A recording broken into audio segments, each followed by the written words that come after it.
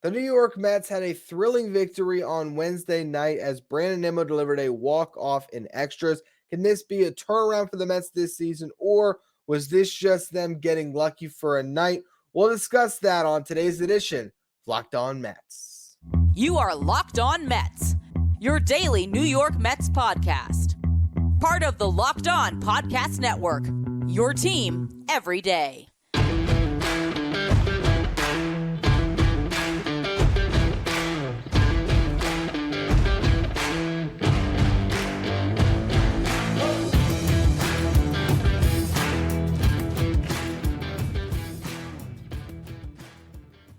Hello to all you amazing Mets fans. You're watching Locked On Mets, part of the Locked On Podcast Network, your team every day. I'm your host, Ryan Finkelstein. If you want to find any of my work, follow me on Twitter at FinkelsteinRyan. You can also find some of my writing, justbaseball.com, where I work as the managing editor. For parts that fit right, head to eBay Motors and look for the green check. Stay in the game with eBay's guaranteed fit at ebaymotors.com. Let's ride. eBay's guaranteed fit only available to U.S. customers. Eligible items only. Exclusions apply. Now, the Mets won ugly, I would say, on Wednesday night, but a win nonetheless and a thrilling one, and a game that you had to have. And there's a lot that you can take from this game and be really excited about. I think the biggest thing is Justin Verlander's performance above everything else.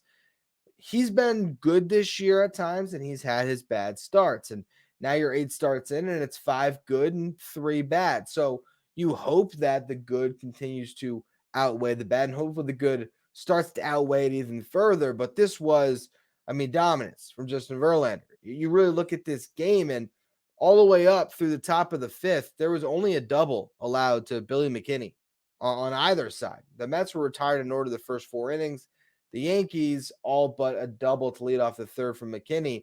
So you look at Verlander through 5, really unscathed. And through 6 innings, he allows 3 hits, doesn't walk any, 6 strikeouts. For whatever reason, I did look at the pitch mix and a little bit less fastballs tonight. I don't know if that's something he's going to do moving forward, but it did seem like, he was maybe a little more selective with the use of the fastball and worked off the slider more than any other pitch, and really was very effective with that fastball up in the zone and getting strikeouts with it, and throwing it by guys. So that's Verlander at his best. Able to steal strikes with the curveball, work off the slider. It was a great performance, and he matched Gerrit Cole, pitch for pitch, and Cole was really good for the Yankees in this one. And eventually, the Mets were able to get one off of them. But it was one of those games where you had to at least try to pitch to a draw, and Justin Verlander was able to do that through 6 innings. And then it turned into a bullpen game where you think the Mets would be at a disadvantage, but they found their way. Getting to the scoring in the 5th, the 1 run they got off Cole, it was a double from Francisco Lindor that got a rally started. Well, I don't know if you call it a rally, but there was 2 doubles in the inning, 1 from Lindor, 1 from Tommy Pham, who continues to be excellent, and that put the Mets up. You get to the next half inning, though, and that was when Verlander gave up a couple of hits, a double and a single, but he was able to get a huge double play to get out of it, and it was a fantastic double play turned across the board. Eduardo Escobar with a really smooth pickup on a backhand to a great throw to McNeil. McNeil did an amazing job, staying on the bag, taking the runner that slid into him, and getting a good enough throw over to first base, and Mark Vientos able to dig it out. Vientos, not the best game. He had some good plays at first base, but then later in the game, there was where everything kind of started to fall apart for the Mets. He was right in the middle of it. So you get to the 7th inning, Jeff Brigham comes in. First time you have another pitcher on the mound with Verlander, and immediately there's trouble. A walk, a hit batsman. All of a sudden, you have a ground ball play that could have turned 2, but IKF for the Yankees is just too fast. And Jeff McNeil didn't give a good throw to first base, but Mark Vientos didn't put him in the best position, or wasn't in the best position to field that ball and knock it down. He didn't. Gets past him. The run comes across, and then IKF just runs the bases and kills the Mets, steals second, and throwing air advances into third. And then Brooks Raley goes into the windup. And if you're Brett Beatty in that spot, not Brett Beatty, excuse me, he was DHing tonight. If you're a Eduardo Escobar in that spot at third base, I don't know how you're not screaming to step off for Raley, or if he just didn't hear it. But IKF was able to get a huge lead before he even got into the windup. And then even though the pitch ended up, getting past Alvarez, he would have stole that base easily anyway. And so at that moment, you're looking at this Mets team, you're thinking, okay, here you go again. You're going to lose a game and in embarrassing fashion. Then there's a minute of hope, because Francisco Alvarez leads out the next inning with the hit. After Brett Beatty flew out, Tommy Pham gets a knock as well. Eduardo Escobar grounds out. Mark Vientos walks to load the bases. They didn't give him anything to hit. Brandon Nimmo gets hit by a pitch. So now you're a run closer. And then Starling Marte, here's your minute, gets a hit. And you think, all right, the game's tied. They're obviously going to hold everyone because Mark Vientos, for one, slow runner trying to score from second base. Two, it would have been a tough, run for anyone to score from second base there. Maybe if it was Brandon Nimmo on second, he would have come around to score. But it wasn't Nimmo on second. It was Nimmo on first. And here's where it was just a minute of joy, because Brandon Nimmo then gets picked off second base because he took a wide turn. The throw comes home. Vientos obviously stayed at third base. And then here's Nimmo caught in no man's land. He tries a swim move to get around the tag. The Mets challenge it, ends up being ruled out on the play. And just a brutal, brutal spot, because you were in a position where you had a wild pitcher on the mound for the Yankees, Martinazio, and the bases would have been loaded, and you would have had McNeil up, where he could have drawn a walk, could have got a hit, could have broke the game open, and you blew it. But luckily, Brandon Nimmo was able to atone for his sins and come through late. I want to talk about the last little bit of this game, spend a little more time on Verlander. We're going to get to all of that in just a minute. Before we do, today's episode is brought to you by Birddogs. Birddogs, the most comfortable shorts out there. They're stretchy fabric that just fits great on your skin. You can get the khakis, which you can wear out to dinner. You can wear on the golf course. You can wear a lounge around at home because they're just that comfortable. But the versatility to be able to wear them in so many different places is what makes Birddogs unmatched. If you want to try your own pair of Birddogs, you're going to go to birddogs.com/LockedOnMLB. And if you use the promo code LockedOnMLB, you're also going to get a free gift of a Yeti-styled Birddogs tumbler with every order. So you get shorts, you get an awesome tumbler that you can take wherever you want. This is an awesome offer. Again, go to birddogs.com. Just LockedOnMLB. Use the promo code LockedOnMLB, and you're going to get that gift of that free Yeti-style Birddogs tumbler. The New York Mets play the St. Louis Cardinals Friday night, 7:10 Eastern Time. Catch every pitch in the Mets' hometown broadcast with SiriusXM on the SXM app. Just search Mets. Now, the Mets end up in this spot after Brandon Nimmo gets tagged out at second base, where, again, you're thinking, all right, this team might just blow another one. And Adam Ottavino comes in and immediately gives up a double. Luckily, somehow, he works his way around it, gets out of that jam. The Mets do nothing in the eighth. Ninth rolls around. David Robertson comes in. He gives up a double and walks a batter, but works around it. So you end up bottom of the ninth. Mets retired in order. Extra innings. Who comes on to pitch? None other than Dominic Leone. Dominic Leone. This is where you're missing Drew Smith, who got suspended 10 games because of the sticky stuff. And so in extra innings, that's your answer. But he strikes out Anthony Volpe, gets a fly out, and you think, all right, Mets have a chance. Giancarlo Stanton comes up, and I cannot believe they threw a single pitch to him. I can't believe it. Now, the idea was Stanton's a guy that gets himself out. So throw some pitches out of the zone, see if he swings, and maybe Stanton's just going to swing through a bunch of pitches out of the zone. Stanton, smarter than that, knows he's not going to see anything, keeps the bat on his shoulder for the first two, and the Mets wise up, put him on first base. face the way less scary hitter in Josh Donaldson, who puts the ball in play, but ground out Jeff McNeil. You get out of it. So you think, all you got to do, you bunt them over to third, you get the sac fly. And it's funny because it's crazy what you wish for when you wish for it.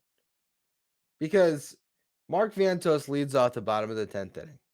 And for every podcast host out there who was ripping into Buck Showalter, I am pointing at myself entirely for his managerial decisions. Mark Vientos comes up and he lets him hit. He finally lets him hit. And not to say that he shouldn't have, because I really thought that, okay, this is that moment, right, where Mark Vientos earns his stripes, gets the hit, walk off, and all of a sudden, I could be right, to be honest, was my hope that, okay, finally a little playing time does this kid good. No. Keeps the bat on his shoulder for 2 pitches in the zone. Looks at one and then swings at one that was way out of the zone and strikes out. And it's funny because they didn't pinch hit for Guillorme when a home run would tie the game with Vientos. They pinch hit Guillorme for Vientos in a game where they're down by 1. And a spot where you probably could have just used a bunt. I'm a little surprised that was the time that Buck Showalter stuck with Vientos. You could have played it as safe as possible. Brought in Canna or Guillorme, guys who are veterans. Try to get a bunt down, and then Brandon Nimmo just has to get a sac fly. Regardless, when Vientos struck out, I thought, you gotta be kidding me. Here's this Mets team again. You somehow survived the Dominic Leone top of the 10th, and they're gonna lose. But you know what? For a night, for one shining moment, the Mets didn't lose. And the Mets found a way to win. And it was all thanks to the guy that had the brutal catch in game 1 that got, taken out at second base when he made that aggressive turn when he shouldn't have. It was Brandon Nimmo able to make up for the mistakes that he had made. He nearly hit a home run, hit it over Jake Bauer's head, though, off the wall. And Escobar able to score in the play. Mets get the walk-off win. Huge game for this team. Massive. Okay. Just to feel good for a night, honestly. And, Brandon Nimmo needed that. This is a team that's playing sloppy baseball lately. They just are. Defensively, bad decisions in the box. The bullpen doesn't look sharp. You just need a kind of seminal win to change the mojo a little bit, to change something and hope that you build some momentum. Again, none of this happens if Justin Verlander isn't good. If Justin Verlander pitches the way Scherzer did, you get swept and all the bad times are still coming. The fact that Verlander was able to get you through 6, and man, by the skin of his teeth, honestly, that double play ball, it seemed like he was close to losing it, and he gets the double play ball he needed and an incredible turn. And honestly, I mean, that ball, I actually want to look at the exit velocity because, Giancarlo standing on that double play ball, he scorched it. I mean, it's not like, that was a soft hit. It was a fantastic defensive play on a ball. Yeah, 118 miles per hour off the bat from Giancarlo Stanton. And credit to Eduardo Escobar for making just a hell of a play to field that thing. But it's those little moments that come your way. And it's crazy because I was thinking about the runs the Mets scored. Okay, you have the double from Tommy Pham that scored the first run. And then you have the Nimmo hit to score the last run. Both of them were fly balls that kind of hit off the same part of the field, say not exactly the same part of the wall, but same section of the field over Jake Bauer's head. And you look at the expected batting average on them, both of them were very high. But I feel like those are balls this season where the right fielder makes a spectacular play, where the right fielder finds a way to run those down. And maybe your luck turns a little bit, you know. Finally those hits that are supposed to fall, and you get a victory. This was a huge one for morale, and the Mets are going to have to take it and carry it as momentum into a series against a Cardinals team that's, one of the few in the National League or in all of baseball that are in a worse free fall based on expectations than the Mets. And you got to beat up on them this weekend and then carry that on the road. If the Mets could do that, maybe we're looking back a week from now and this season looks a little bit different. I want to discuss the player that has to really be the main driver in that change, though. That's the guy that cut his hair, Francisco Lindor. The Mets need a lot more out of him over this stretch leading into the All-Star break, and I want to talk about it. We'll get to it in just a minute. First, though, another word from our sponsors.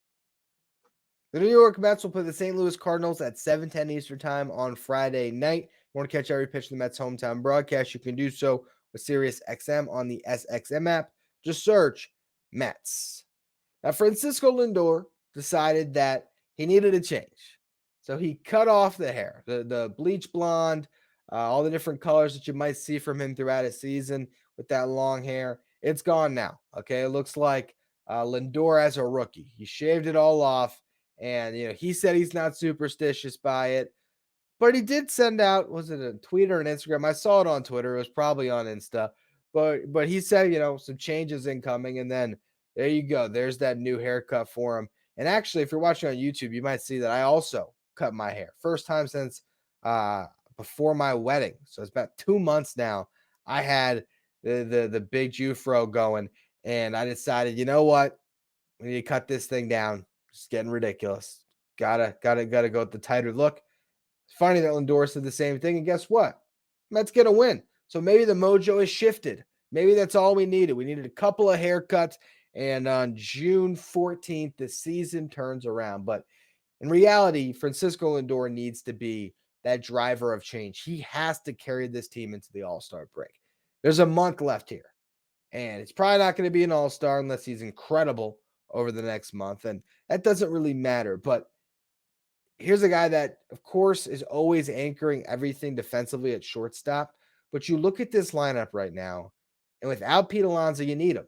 Because as much as Francisco Alvarez is swinging a good bat, much as time of him has been amazing, and honestly, he's probably a starting left fielder for the rest of this season, the way he's played. I was completely wrong about him. I'm going to have to buy the jersey. We're going to get to that at some point soon here. He's been as good as you could have imagined as of late, and really just turning in an awesome season. You have a couple of guys, you need Nimmo to be good. Jeff McNeil has to be better. You're hoping Starling Marte comes around. I think I like Mark Canha at first base more than Mark Vientos. Of course, I was campaigning for Vientos' playing time, but I also think this is a kid whose confidence is now in a shaky place, and I don't know if you're going to be able to feed him enough time to be able to get him right. I know you had Daniel Vogelback's mental health break. We'll see what they decide to do with him when he's going to get back out there at some point soon here. But, I feel like you have a team that is probably better suited with Canha at first base just defensively, and the fact that he's been giving you some good at-bats. And you're going to have to be that type of a team that strings together hits, that gets the clutch knock. And it's going to take all 9 guys that are in the lineup. And there's a lot of stress in that. But Francisco Lindor, if you're in that type of a stratosphere, if you're that type of a player in this lineup that is going to have to scratch tooth and nail to get victories without Pete Alonso, you can't have him hitting, in the low 200s. Or this next month, he has to be the guy that can hit, 300 for a stretch. That's what you need. I'm not saying, hey, Lindor, replace Alonso's home run production. But he's got to, produce on the RBI side of things. And if you have Brandon Nimmo getting on base in front of you, Jeff McNeil, you need Lindor to provide those clutch hits and to find a way to just do what's needed of him. When he's in a bases loaded spot like he was in game 1, he's got to get that ball in play. He's just got to. And maybe with the haircut, lighten him up a little bit, maybe that's going to be some type of a mental shift for him. And that little tweak, maybe that gets him rolling. It's not like this game was a great Lindor game, 1 for 4 with a run scored, but he did have a double, and you're going to need a lot more of that. You're going to need a lot more of that. And you hope, look, this is a Cardinals team coming this weekend. I'll do the series preview tomorrow for all you everydayers, but they don't have the best pitching. Okay, so you would hope that this could be a series where some of your guys can get going a little bit, but there's not a player on this team that is more important over this stretch than Lindor. You just need him. You need him. And then look, obviously, guys like Jeff McNeil and Brandon Nimmo have to step up as well. It's a collective effort when you're trying to replace a guy like Alonso.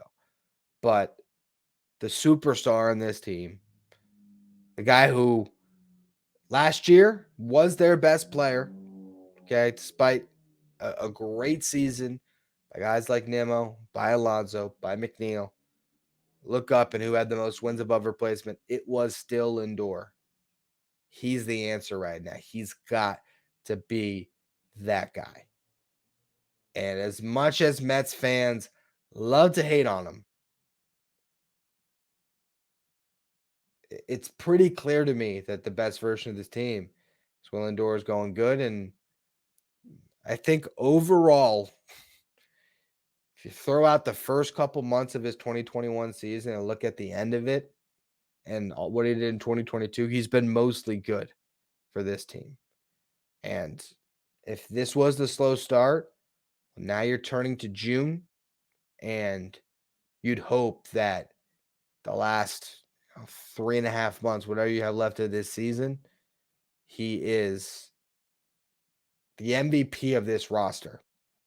So we'll see if they can get that. On tomorrow's show for you everydayers, again, like I said, series preview, Mets versus Cardinals. Also, I want to talk about pitching in the organization. There's been some promotions throughout. Seeing guys like Vassell go up to AAA, Christian Scott to double. There's been some movement, so I want to do a deep dive into the pitching in this farm system. So make sure you check out that show. Follow, rate, and review wherever you get your podcast. Follow me on Twitter at Finkelstein Ryan. Follow the show, Locked On Mets. If you want to catch every pitch in the Mets hometown broadcast on Friday night, you can do so with SiriusXM on the SXM app. Just search Mets.